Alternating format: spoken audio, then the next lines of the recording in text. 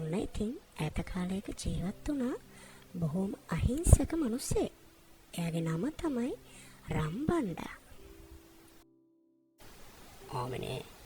ආමිනේ සුරංගු වෙලා තියන්නේ. මං අතවත් වේලා සොනින් ගිහිල්ලා අතන වැඩ කටයුතු ටික ඉවර කරන්න ඕනේ. කුඹුරේ අද වැඩ ගොඩයි. එනකොට රෑ වෙයි බොහෝ දුරට. ආමිනේ එහෙනම් මං ගොයිල්ලා එන්න. ආමිනේට මොනවා හරි ගේන්න දෙයක් තියෙනවයි කඩමණ්ඩියෙන්. ගේන්න දෙයක් තියෙනව නම් ආමිනේ කියන්න. හොඳා එහෙනම් පරිස්සමට කොයිල්ලා එන්න. අර අතන තියෙන මඤ්ඤොක්ක වෑංජන කරගෙනම යන්න. ඒ ටික කන්ට දවල් වෙලා. පරිස්සමට ගිහිල්ලා එන්න එහෙනම්. ඉතින් මේ අහිංසක බණ්ඩා ලහි ලහියේ කුඹුර දෙසට පිටත් වෙන්න පටන් ගත්තා. Hai aneh ibuti, mandawa sekolah kingwalan itu tiada muna hari deh.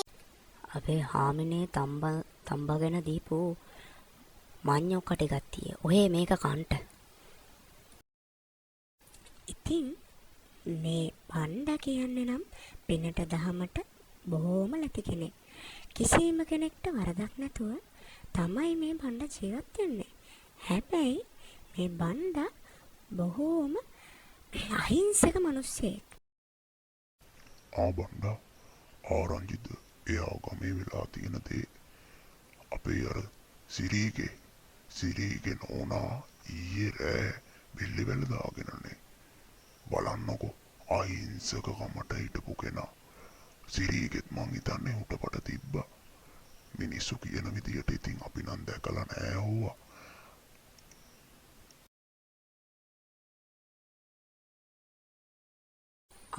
මොනවා ඇත්තමද ඔය කියන්නේ? කිරා ඇත්තමද ඔය කියන්නේ? පව් බං ඒ අහිංසක ගෑණි. මොනවා කරන්නද බණ්ඩෝ? අපි දුක් වුණාට වැඩක් නෑ. සිරී දුක් වෙන්නේ නැත්තම් ඔය ගැන. අපි කොච්චර මෙතන කයිවාරු කකා දුක් වුණත් වැඩක් නෑ. සිරීට දුකක් නැත්තම්. සිරී කියන්නේ පිටින් පෙන්නගෙන හිටියට හොඳ මූණ මාරම සතෙක් බං. ඔබ දන්නවනේ සිරීගේ හැටි.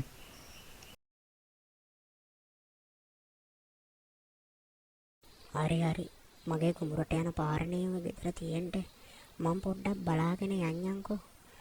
එහෙනම් මං ගිහිල්ලා එන්න කලෝ.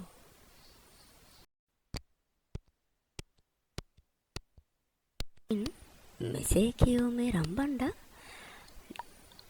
ගැහැණු කෙනාගේ නිවස දෙසට පිටත් වෙන්නට විය.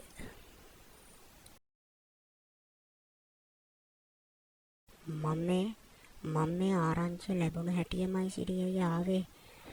මොකද්ද උනේ සිරි අයියා? කොච්චර හොඳට හිටියද? මොකද්ද හේතුව මේකට සිරි අයියේ? ඔයලා හොඳට ජීවත් වුණා නෝ සිරි අයියේ? හොඳට නම් ජීවත් වුණා තමා මල්ලි. ඒත් මල්ලි මේ ගෑනිට වෙන සම්බන්ධයක් තිබිලා ඒක මට අහුණා. ඒක අහුලා මල්ලි ඒ මිනිහත් එක්ක යන්න ඕනේ කියලා මෙතන මැරෙන්න හැදුවා. මම පොඩ්ඩක් එළියට ගියපු වෙලේ තමා මල්ලි මේක මේ කරගෙන තියෙන්නේ.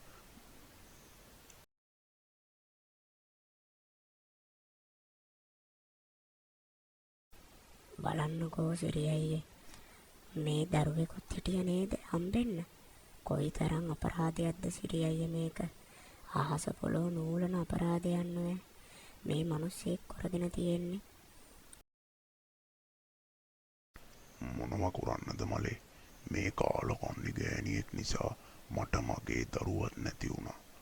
මේ ගෑණි ඇත්තටම කිව්වොත් ජරාම ගෑණියෙක් මල්ලි.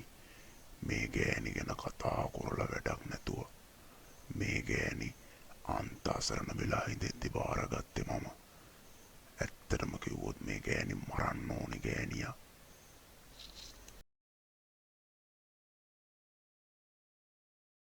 අනේ දෙවියනේ මේ කාලකන්ණි මිනිහා මාව මැරුව මදිවට මගේ ළමයටත් අපහාස කරනවා මටත් අපහාස කරනවා. අනේ දෙවියනේ මං මොකටද දෙවියනේ මේ මැරුණේ? මට මගේ දරුව වෙනුවෙන් වා ජීවත් වෙන්න අයිතිය තිබෙන්නේ නැද්ද දෙවියනේ? අනේ දෙවියනේ මන්ද මොකද කරන්නේ? මේ මිනිස්සයා මාව කාලි මරලා දැම්මා. ඇත්තටම දෙවියනේ මේ ලෝකෙ සාධාරණයක් නැත්තේ. මම්මුගෙන් පලියනවා. මම්මුගෙන් පලියනවා. මම මේ පිරිමි සංහතියෙන්ම පලියනවා. මගේ දරුව වෙනුවෙන් මම මේ පිරිමි සංහතියෙන්ම පලියනවා. ඉතින් මෙසේ මියගේ කාන්තාවගේ දැඩි කුරිරු ආත්මය විලාප දෙන්නට පටන් ගත්තා. අනේ මන්ද එක වෙලාවකට හිතෙනවා කවුරු ඇත්ත කියනවද කවුරු බොරු කියනවද කියලා.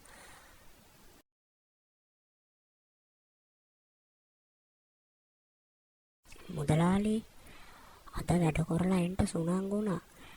මං එහෙනම් යනවා මුදලාලි. හෙට උදේම හම්බෙමු. එහෙනම් ජය වේවා මුදලාලි. ඉතින් මෙසේ පැවසූ බණ්ඩා ලහිලහියේ කළුවර වැටි තිබෙන නිසා තම නිවස දෙසට පා තබන්න වුණා. ඉතින්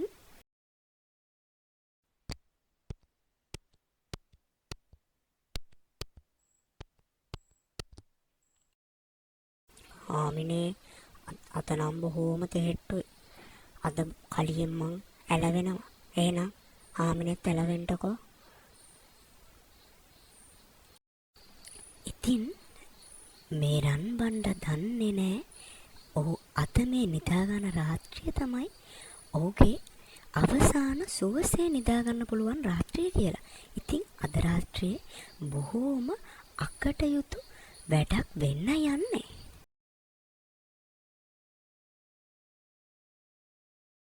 අද රෑම මං මගේ පලිය ගන්න ඕනේ. නැත්තං මේක කරන්න බෑ.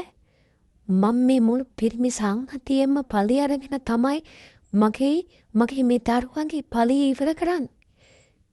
හැමෝටම එහෙනම් ඉතින් අතින් කරදර තමයි. ඉතින් මේ නපුරු යකින්න සූදානම් වෙන්නේ පලි ගැනීමේ චේතනාවෙන් මේ ගමේ ඉන්න සියලුම පිරිමින්ව මරා දමන්න. ඔහුට අකටයුතුකම කරපු පිරිමිය නැතුව අනිත් සියලුම පිරිමින්ව මරා දමන්නයි මේ යකින්නගේ එකම එක පරමාර්ථය.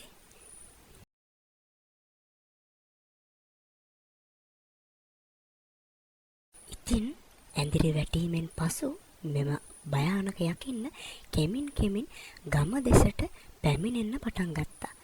ඉතින් මේ කාටුන් එකේ දෙවනි කොටසත් ඔයගොල්ලන්ට ඕන නම් පල්ලෙහාට රතු පාර සබ්ස්ක්‍රයිබ් බටන් එක ක්ලික් කරලා බෙල් අයිකන් එකත් ඕල් දාලා තියාගන්න.